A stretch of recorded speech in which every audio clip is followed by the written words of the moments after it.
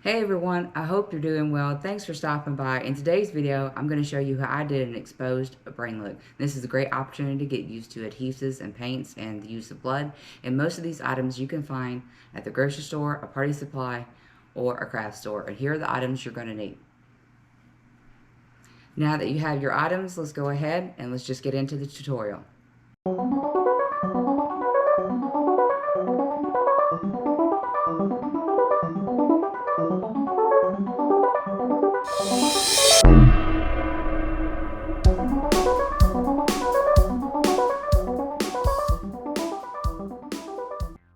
To start the tutorial, I take some Vaseline and I go through and I give my mold a good coat.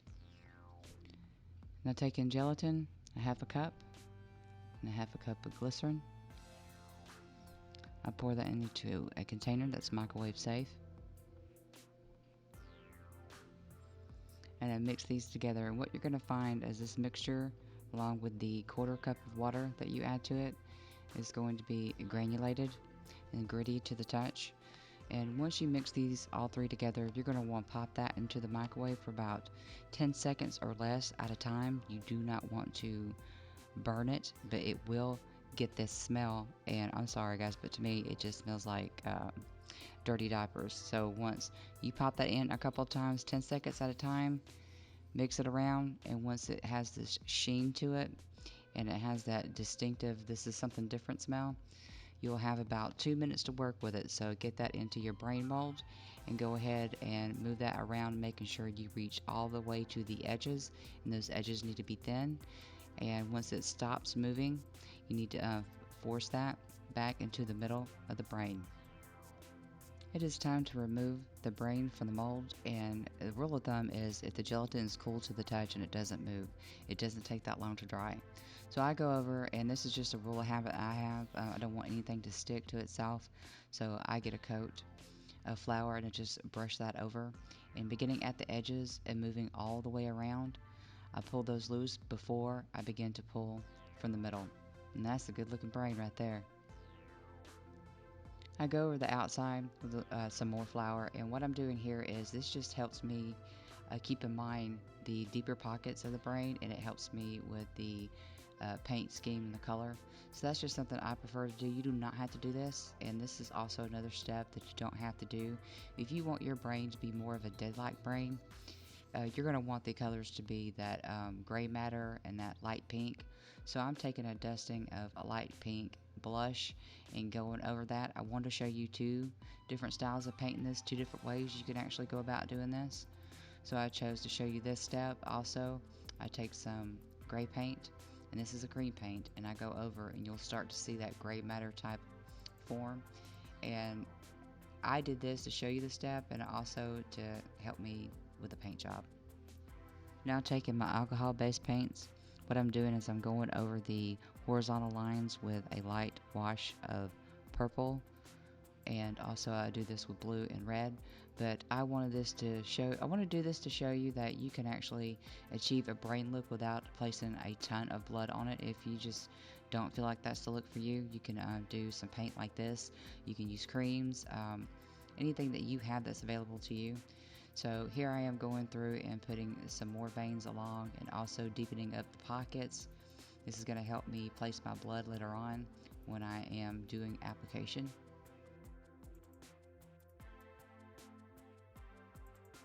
As you can see, when you're using thin paints, you get a nice wash and a bleed of color, so you can stick that color into those grooves and it bleeds out on its own naturally. That way you do not have a harsh line.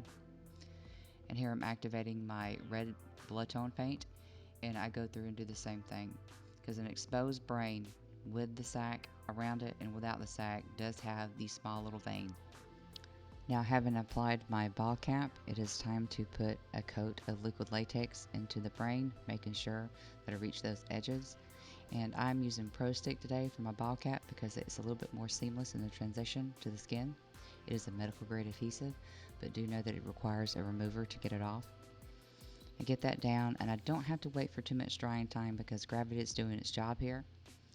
And I go through and I take my sponge and dip it into my latex to go through the seams of the brain, building it up onto the ball cap and up over onto the brain. You're going to want to build this up a good bit because what you're going to do is pull that down as a flap of the skin. So I do this several times. I get a good coat for the first time and I start to layer that. You can let these layers dry in between, but I just coated this. Be sure to go all the way around if you're going to be using this look outside. I did not do that because I'm just going to be on camera for the tutorial. And I continue to build this up, and before it completely dries on the second or third coat, I lay down small pieces of cotton.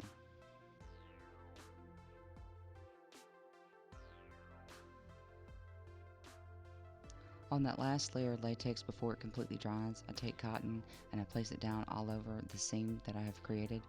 And I found that this technique works best to place your cotton down, tap your liquid latex into that cotton piece until it becomes flat, and then glide it along the other areas that do not have latex.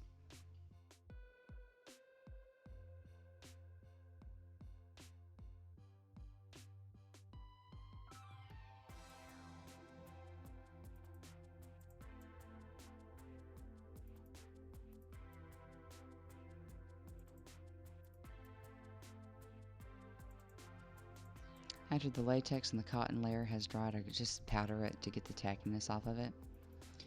And I'm going through on a Q-tip, and I'm using Pros-Aide to pull that flap down and to get it off of the brain area and fold it onto the bottom layer that's around the ball cap to create that flesh flap. I'm using Pros-Aide for this step because, as you can see, once I pull it down and I tap it into the other area, it sticks almost immediately and there's no wait and drying time. But if you have liquid latex and you need to do that, use it. You can also use spirit gum. I'm using foundation to get the color of the ball cap closer to my skin, but also I just can go over the entire portion of my skin, and you might have to mix some paints together to get a color that matches your skin and hides that ball cap a little better. It doesn't have to be precise because you will have a lot of dripping blood in the transition. I also carry this color all the way up onto the flap of skin that I created, just so that it is not stark looking, looks a little bit more natural. So I get that all the way up over there in that color and inside the pocket of the lip of the skin flap. Now going in with a red cream paint, I cover the entire area of the brain, being mindful not to push that color into the deeper pockets.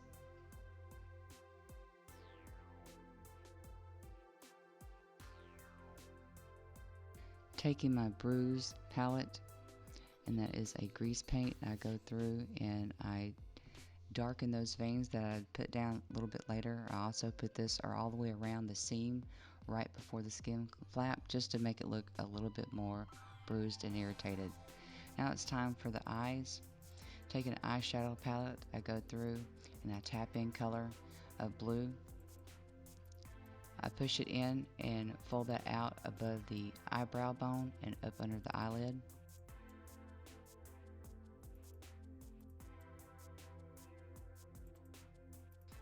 Taking the yellow color from the bruise palette, and I cannot get that sucker off of there, so I abandoned that and just picked up my yellow eyeshadow, and I buff that in to the outer corner of the eyes, because when blood bleeds up under the skin, it tends to get thinner before it stops its coloring. And just going back and forth between some red for irritation and some blue and a deeper purple to the inner quarters, and pushing those out to get a good bruised eyelet going, and tapping colors in and out. Now taking Vaseline, I tap just a little bit onto the hand and I push that from the inner corners to the out corners. This also helps blend the look and keeps it shiny. It is time to add my blood. I go in with the vampire blood because it was a little bit darker, but it wasn't as runny as stage blood. So I grabbed that new bottle I picked up from Spirit Halloween, and I go through and I tap that into the pockets that are deeper, and as you see, it bleeds. And that's what's going to create those natural dripping looks. You just let gravity do its thing. You place this wherever you want to, however bloody you want your look to be, and you just go through and finish that up and making sure that you keep those colors in the deep pockets.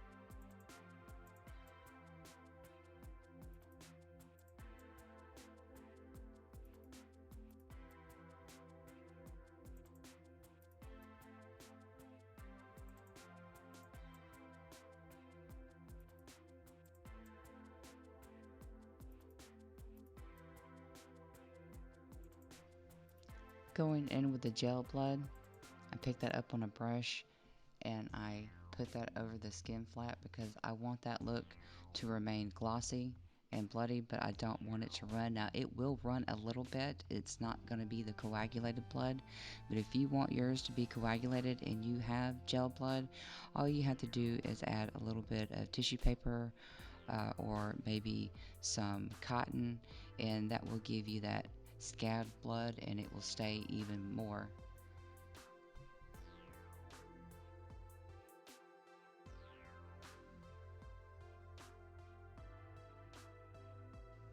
I go through and tap in some smudges around the mouth, nose, and ear area, and I just find that if you had your brain exposed and you were able to walk around and you touched it and then touched your face, I had a feeling that you would be disoriented and not going on and you would get a little bit of smudges everywhere. So yeah, there's an entire backstory to my looks, and I just find that in doing that, it keeps me mindful of the paints and the colors and the type of blood I'm going to use. And taking my stippling sponge, I just put it over in areas that I would make the look more cohesive and gory and bloody. And I take a small stippling brush. In this case, I'm using an old toothbrush, and I get that onto the skin as well as my shirt.